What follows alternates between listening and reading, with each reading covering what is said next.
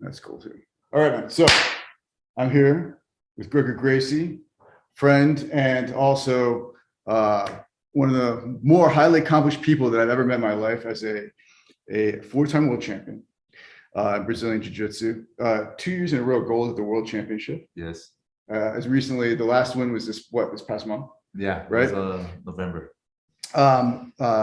Career professional MMA, mixed martial artist, athlete. You did a little bit of modeling. You were a businessman with this academy, which is amazing, one of the most beautiful academies in the world, and which survived COVID. Right? If you think about it, a lot of athletics businesses and businesses in general didn't survive COVID, and you came out on the other side with an even more impressive, like one of the most amazing academies in the world.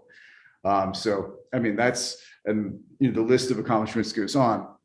So I've been sitting down with guys like you, some of the most highly accomplished people, to talk with them about this concept that I come up with. So a lot of times people would say, "Hey, Zito, how's it going?" I would say, "Hey, just surfing the chaos." And that was my way of saying, life throws a lot at you, but you're also a surfer, right? You can take that, you can rise above it, ride it, and enjoy it.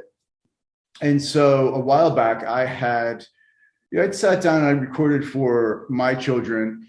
I said, like, let me just take 30 minutes and tell them everything that I've learned or whatever I want to tell them right now about surfing the chaos, about navigating all of life's biggest challenges, and not just getting through it and surviving, but like actually thriving through it. And so I recorded that, dropped it in an email that I sent to their email addresses, and that I made the day that they were both born.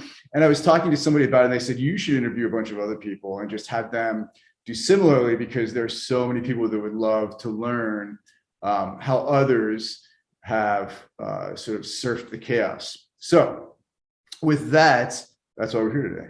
All right. 30 minutes or less. Yeah, watch. So where do we start with that concept of taking life's most difficult challenges and rising above them and thriving amidst them? You have a new son, right? Yes. How old? He's 3 months old. 3 months old. All right. Yeah, so it's been challenging. Yeah. So this is okay. That in of itself is but where do you start? What do you want to let him know someday he sees this, and other people out there know have been your learnings and your headspace, and where you start with this? It's of course, as a parent, we want to teach the kids everything, all the best in life. But if I have to give one lesson, to the most important lesson, I would say is that don't exchange what you want the most for what you want now. And this is something that as the kids, they all have dreams. Yeah. And sometimes, let's say his dream is going to be to become a world champion. That's his number one goal. That's the thing that he wants the most. And then his friends got to call him out to go to a party. Right. That's what he wants at the time. Right, that's what he wants now. So it's hard, because a lot of times we want to make that change. We want to trade what we want now and not what we want the most. Right. So we have to always put in balance. Is this goes with what I want the most? Is it gonna work together? Going to a party, drinking, and miss the next day practice or so on. So and I believe it goes with everything. All the professions, not only as an athlete, but whatever you want. Sometimes the moment that you want, go out or do this or do that, sometimes can not align with what we want the most. So I think that's something that's really important. It's always think about that. Right. So that makes a lot of sense. And so the way that would apply with when some of the most difficult times come your way, what you want most is just to be done with that. Right. Yes. But it's easy to take your eye off of, the long-term goal, whatever it is that you want most, which is naturally going to have challenges come with it. Right. So, just look at, again, you wanted to build this academy and maybe a group of academies in the New York City metro area. COVID hits, what you might want to do most is say, look, there's financial security, there's all these other things that could be important to me right now, but I've got this bigger vision. That's what you stay focused on. Yeah, and I think that hard times will come for everybody. Yeah. You know, I think we have to be prepared, and this is one great thing about jiu-jitsu is that it teaches you to stay calm under pressure, basically. You know, and there's always a solution out, and sometimes you can get a better. We can get better from a bad situation. Yeah. Like happening here in this academy.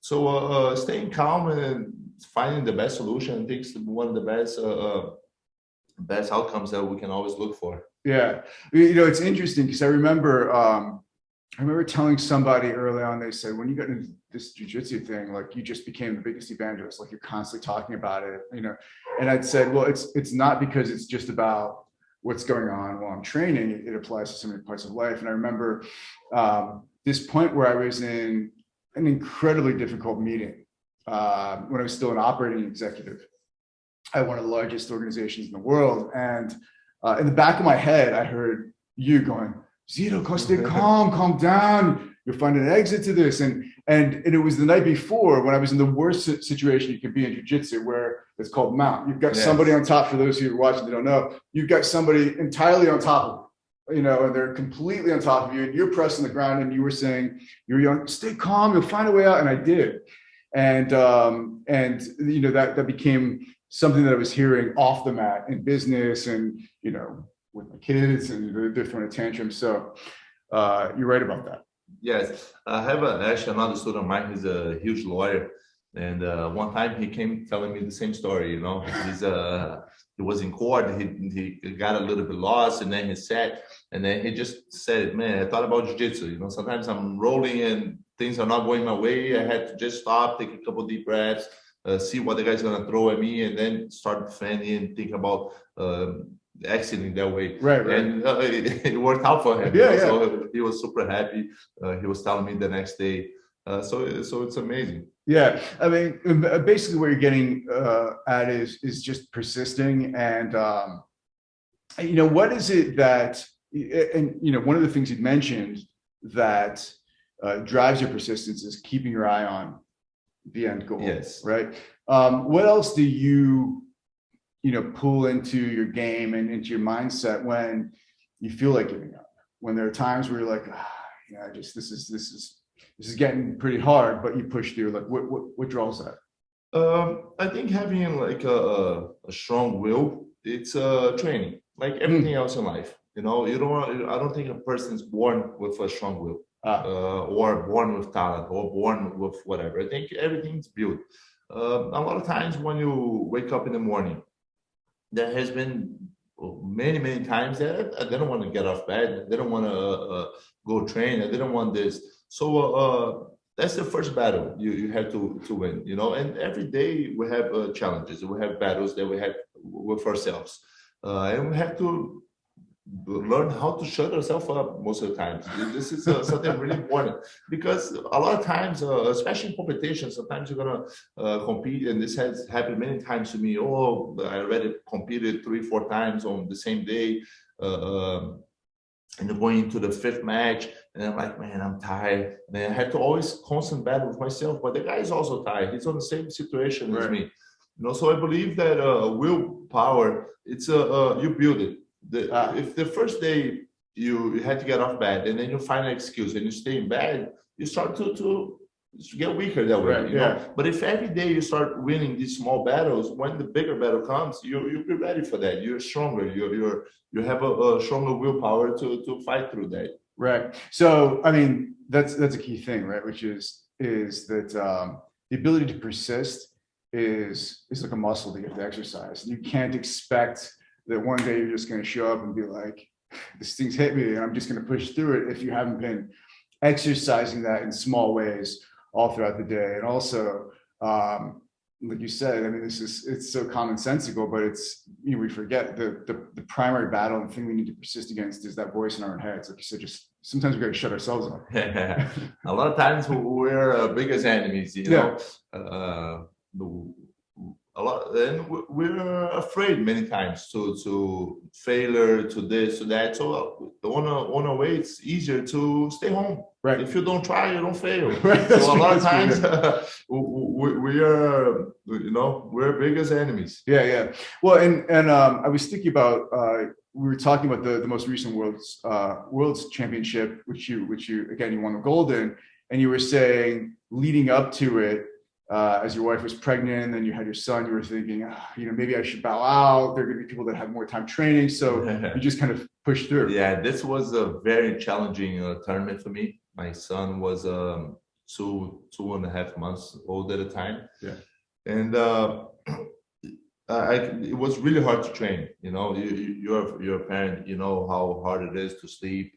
And I was barely getting any sleep. I was trying to train through it. My wife was helping out a lot. She was pretty much taking care of it the whole time. But still, I was waking up.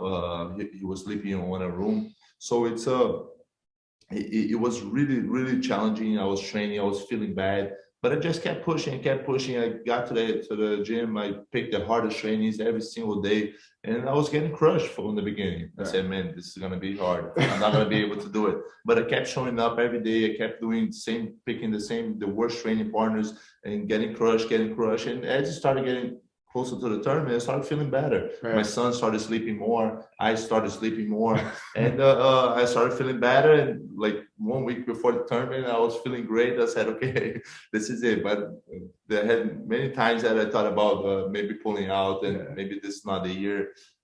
But I just kept pushing through. Yeah, I mean, it's the dynamic that you mentioned there is interesting, which is that early on it seemed like impossible, but not only did you persist, you kind of threw yourself into the hardest parts of it. Just like, I'm just going to throw myself in the deep end. And then very quickly it got easier, right? You started sleeping better, things got easier. So that's really amazing.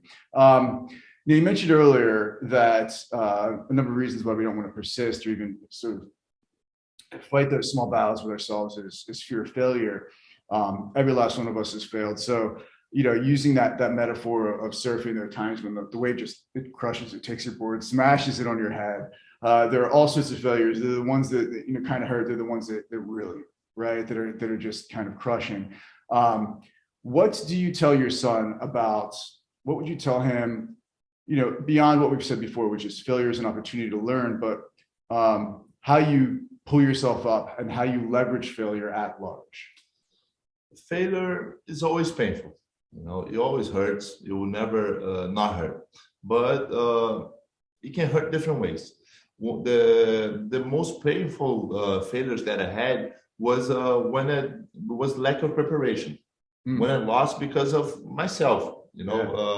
Sometimes when we compete, and when I mean compete, it's not just on a ring or on a mat. It's everyday life. If you're competing for a job or so on, and you don't get it, you end up losing because of your lack of preparation. It hurts, because you're gonna go back and say, "Man, I wish I could have done that. I wish I could have done this."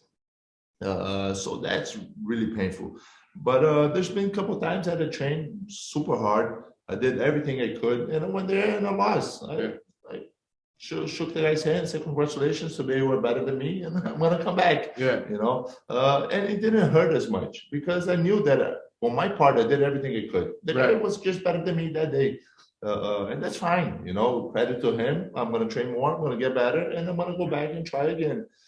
So it hurts, of course. Everybody wants to win, but it hurts less. So I think we should. Lack of preparation. It's always something that's.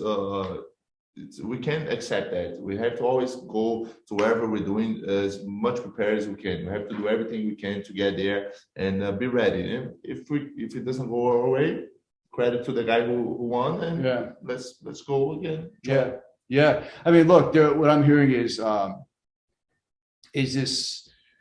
this message that difficult times are going to come, and we already know that. So it's important to constantly be doing those reps of persistence, of pushing through. There's preparation.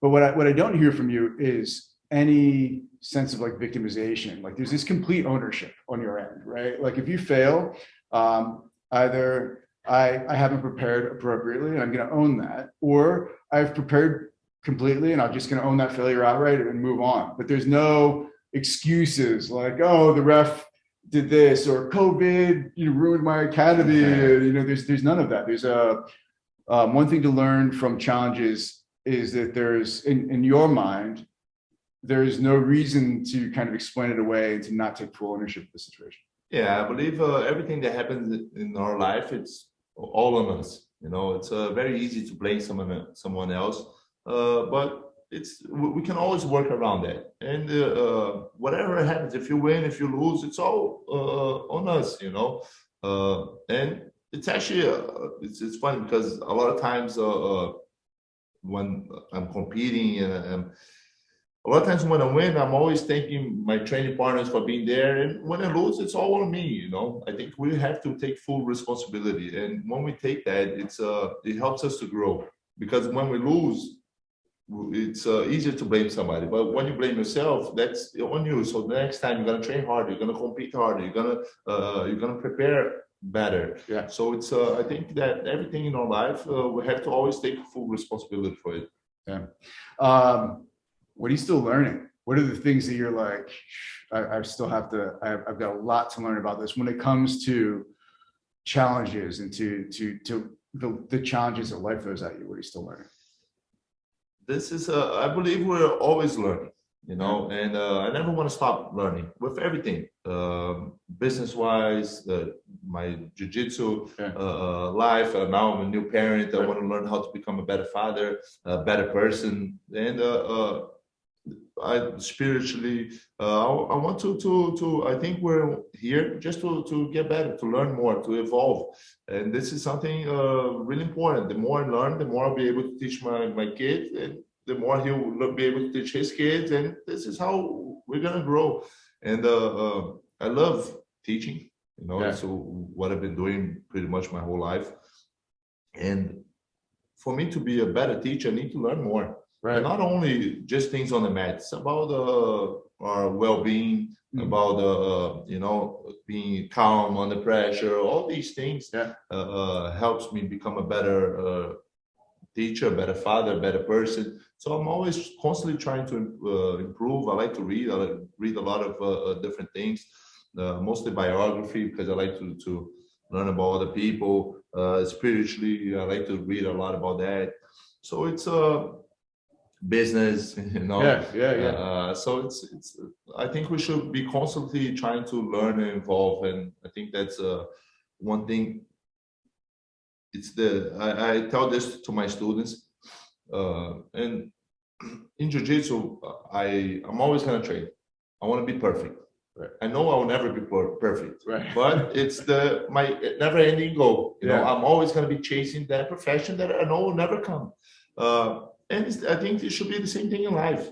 The one we have just one goal. Oh, okay, I want to reach my black belt. And then you train very hard, you get to a black belt, and what? It's over. Now you stop training. Like it's the beginning, It's when you have to get better, you have to evolve. So if you have a goal that you can always chase, you always have that drive to keep training, to keep evolving, to keep getting better. So I think that's something really important, to always look for perfection. Yeah.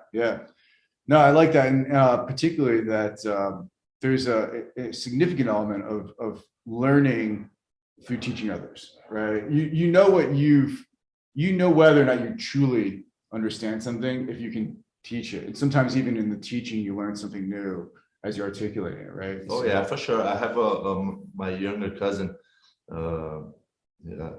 I help him a lot in jiu-jitsu, and I was just showing him this move to do, and he's been teaching now. And one day he was teaching one of his students, and I told him, I said, Jairo, do the move that I showed you.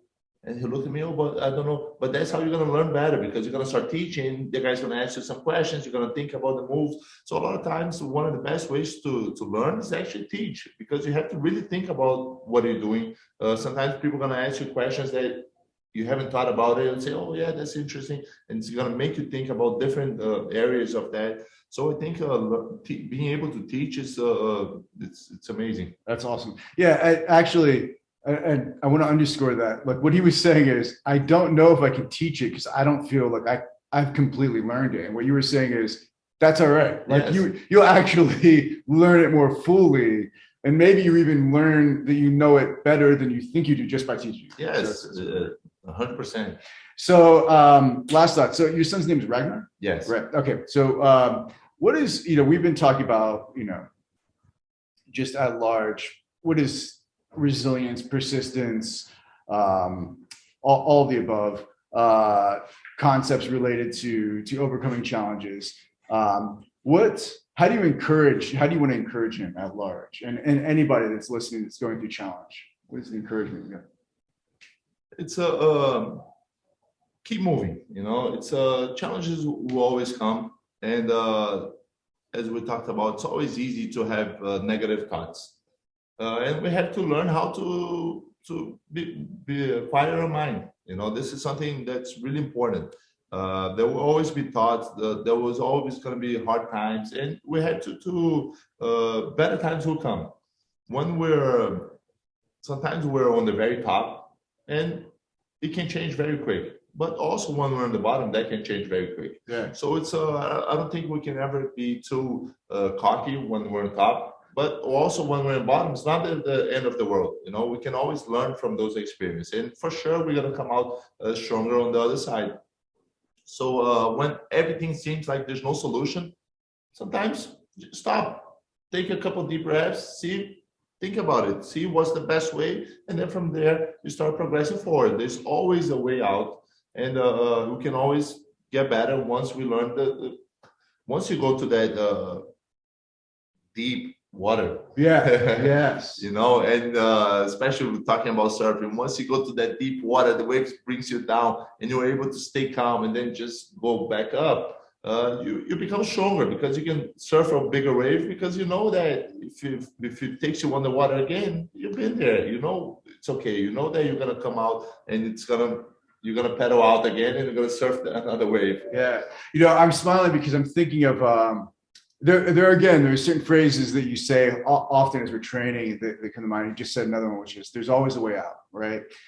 Which is an incredibly encouraging thought. Or, you also said you can be on the bottom and then be on the top. And I was thinking I was recently showing in one of my earliest competitions, one of the last competitions of the day, I was down by like 7 points.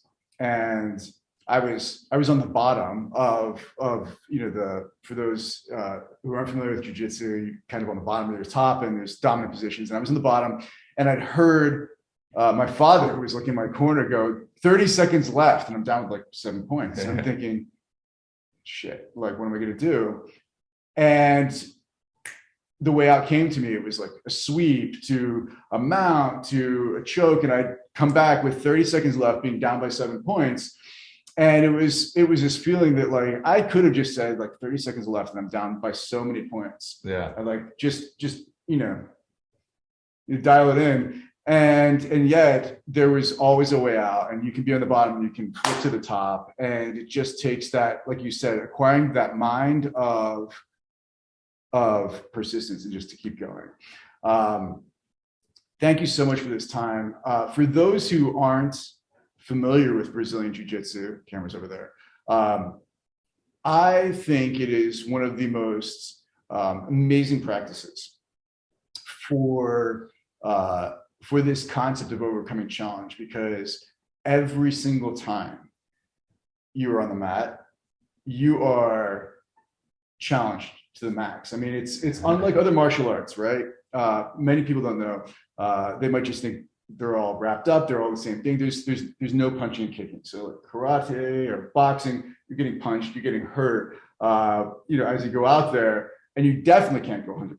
Yeah. But with Brazilian Jiu-Jitsu, we can go 100% every time we roll, and then just tap and we're out. And so there's this amazing ability to really go to your limit multiple times in 1 hour and see where your limit is and be on the bottom and find that top. Like every time you train, which can be every day, there are very few things that I've encountered where you can, within the span of an hour, go to your limit, exceed your limit, be on the bottom, go to the top, persist through challenge, 6, 7, 8, 9 times in an hour. And your academy, for those that either are in the New York City metro area or passing through, you've got to stop by. I'll put the information, the address in the video or in the section here. But there's you've got in addition to Brazilian Jiu-Jitsu for adults, for children. So there's no better way to get children to learn how to push through challenge and how to deal with life's most difficult challenges than to get them into Brazilian Jiu-Jitsu. But there's also, you have Muay Thai boxing and yoga a couple days a week. So I'm sure you're going to be continuing to expand. So yeah, for sure. Hopefully we'll open more gyms, more areas. And like you said, you described perfectly about Jiu-Jitsu. And one thing that I think is that we understand more about ourselves when we start training. We understand our limits more. We sometimes get on a really bad positions and we're able to get out, and that makes you a little bit stronger mentally, physically, and it's amazing for like life challenges. Yeah. Plus, it teaches you how to respect people, because sometimes you start training and you start getting cocky, you start getting good, and then all of a sudden comes this super skinny guy that you look at him and say, "Oh, this guy has nothing," and then he crushes you, and you're like, "Okay, let me bring me back down." So these things that happen teaches us like a lot of life lessons, non-stop. Every day I come here, I learn a lot. So that's amazing. No, it is amazing. I remember early on saying that I could come to the academy and train with Shino or Lisa, and there would be a woman that is maybe 60 pounds lighter than me that is cleaning the floor with me. Like I'm like a puppet, right? Because so to talk about ego and underestimating things, and then just saying like, wow, this is a person who is like to them 60 pounds heavier, much larger. Like, what could be more challenging? And they have found a way to just be like, I've got this, right? So, in any case, always good to see you. Thank you so much for this time, and I guess catch you when we catch up.